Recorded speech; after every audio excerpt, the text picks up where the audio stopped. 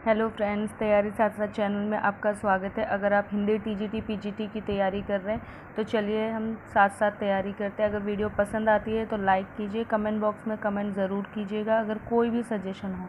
तो आज का हमारा टॉपिक है राजभाषा के प्रमुख प्रचारक। इसके पहले भी 2 वीडियो में हमने कुछ प्रश्नों को डिस्कस किया है, आज हम उसके आगे डिस्कस करेंगे। तो आज का हमारा टॉपिक है राजभाषा के प्रमुख प्रचारक। हमारा प्रश्न बनता है, दक्षिणी शब्द का प्रयोग किन अर्थों में किया जा सकता है। तो दक्षिणी शब्द का जो प्रयोग है दक्षिण का निवासी या दक्षिण की भाषा, इन 2 में किया जा सकता है। दक्षिण का निवासी और दक्षिण की भाषा।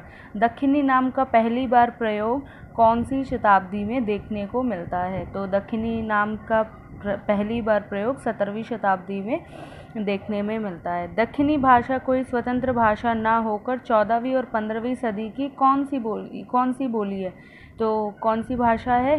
खड़ी बोली हिंदी है। दक्षिणी भाषा को कौन सी भाषा कहते हैं? गुजरी भी कहते हैं। दक्षिणी को हिंदी का ही एक अन्य नाम किसने स्वीकारा है। तो दक्षिणी को हिंदी का एक अन्य नाम गारसादा तासी ने स्वीकारा है। किसके अनुसार दक्षिण में प्रयुक्त हिंदू मुसलमानों की मिश्रित भाषा ही दक्षिणी है। तो किसके अनुसार है? गारसादा तासी के अनुसार। इस प्रकार से देखिए, इससे 2 प्रश्न हमारे बन गए हैं। पहला, दक्षिणी को हिंदी का एक अन्य नाम किसने दक्षिणी को हिंदी का ही एक अन्य नाम किसने स्वीकारा है। तो उसका उत्तर होगा गारसादा तासी। अगर प्रश्न इस प्रकार से आता है, किसके अनुसार दक्षिण में प्रयुक्त हिंदू मुसलमानों की मिश्रित भाषा ही दक्षिणी है, तो उसका उत्तर भी होगा गारसादा तासी। दक्षिणी को हिंदुस्तानी का एक रूप किसने माना है? किसने माना है दक्षिणी को हिंदुस्तानी का रूप? ग्रियर्सन ने। और गारसादा तासी ने क्या माना? हिंदी का अन्य नाम।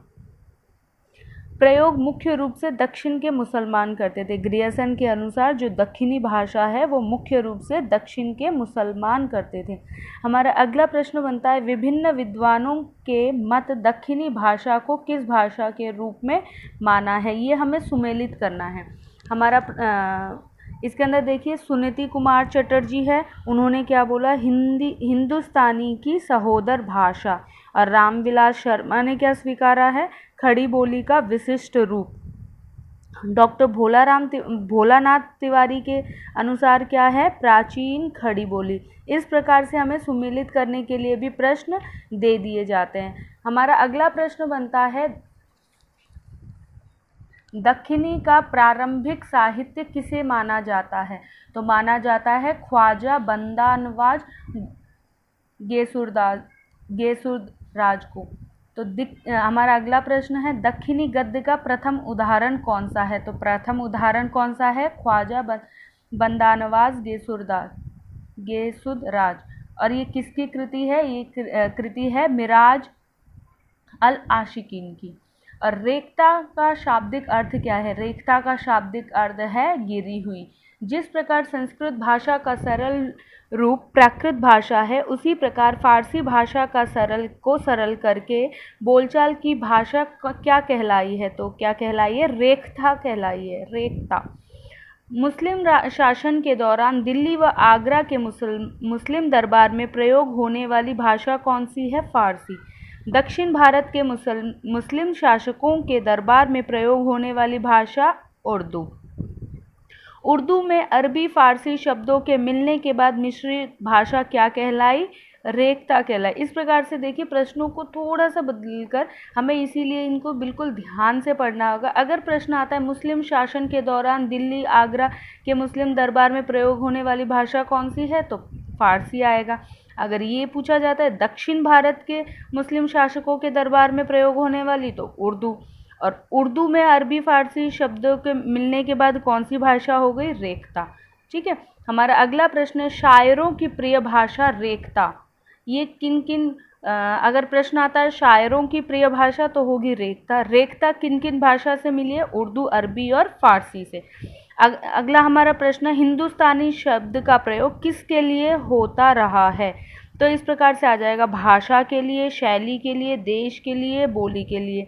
तो हिंदुस्तानी शब्द का प्रयोग शैली के लिए होता रहा है। हिंदुस्तानी का पहला प्रयोग किसने किया। प्रयोग किस में मिलता है? स्वामी प्राणनाथ में मिलता है।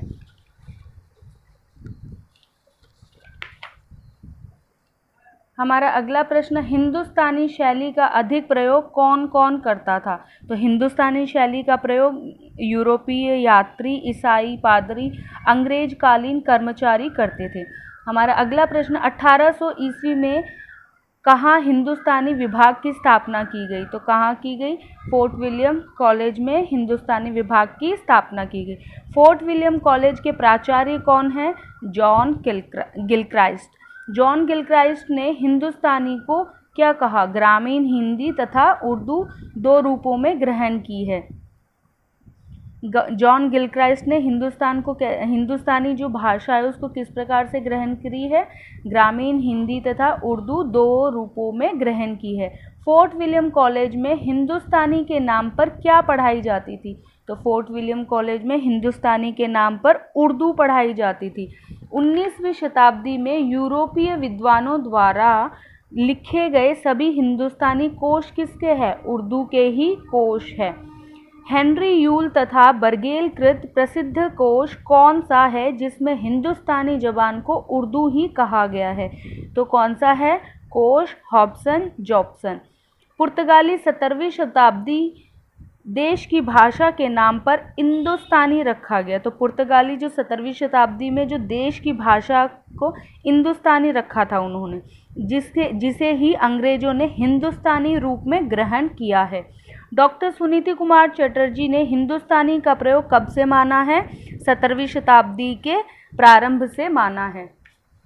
डॉक्टर भोलाराम तिवारी ने हिंदुस्तानी को 15वीं शताब्दी के पहले से स्वीकारा है। तो प्रश्न किस प्रकार बनेगा? डॉक्टर भोलाराम तिवारी ने हिंदुस्तानी को कब से स्वीकारा है? 15वीं शताब्दी के पहले से। बाबर की आत्मकथा का क्या नाम है जिसमें हिंदुस्तानी शब्द का उल्लेख मिलता है? तो बाबर की आत्मकथा का क्या नाम है? तुझके बाबरी। हिंदुस्तानी के सबसे प्रबल समर्थक एवं प्रचारक है कौन है? महात्मा गांधी। महात्मा गांधी के मत में हिंदुस्तानी वही भाषा है जिसको उत्तर में हिंदू व मुसलमान बोलते हैं और जो नागरी अथवा फारसी लिपि में लिखी जाती है। तो इस प्रकार से प्रश्न बनेंगे। महात्मा गांधी के मत में हिंदुस्तानी कौन सी भाषा है? तो उसका उत्तर होगा जिसको उत्तर में हिंदू व मुसलमान बोलते हैं। और उसकी लिपि क्या है? उसकी लिपि है जो नागरी अथवा फारसी लिपि में लिखी जाती है। महात्मा गांधी ने हिंदी को राष्ट्रभाषा कब घोषित की थी? 1935 ईस्वी में। कहाँ पर घोषित की थी? नागपुर अधिवेशन में। किस अवसर पर घोषित की थी? हिंदी साहित्य सम्मेलन के अवसर पर घोषित की थी। इस प्रकार भी पूछा जा सकता है महात्मा गांधी ने हिंदी को राष्ट्रभाषा किस अधिवेशन में घोषित की थी? महात्मा गांधी ने हिंदी को राष्ट्रभाषा क्या कहकर घोषित की? देश के नाना वर्गों और समुदायों को जोड़ने वाली अर्थात एकता की भाषा। तो इस प्रकार से प्रश्न बनता है महात्मा गांधी ने हिंदी को राष्ट्रभाषा क्या कहकर घोषित करी थी? तो क्या कहकर जोड़ी थी? एकता की भाषा कहकर घोषित की थी। हिंदी को एकता की भाषा किसने कहा? हिंदी को एकता की भाषा महात्मा गांधी ने कहा। इस प्रकार से हमारे हिंदी भाषा के प्रचारक टॉपिक से जितने भी प्रश्न बनते हैं वो कंप्लीट हो गए हैं। अब मिलते हैं अगले टॉपिक के साथ। अगर आपको वीडियो पसंद आती है तो प्लीज़ लाइक कीजिए और चैनल को सब्सक्राइब कीजिए। धन्यवाद।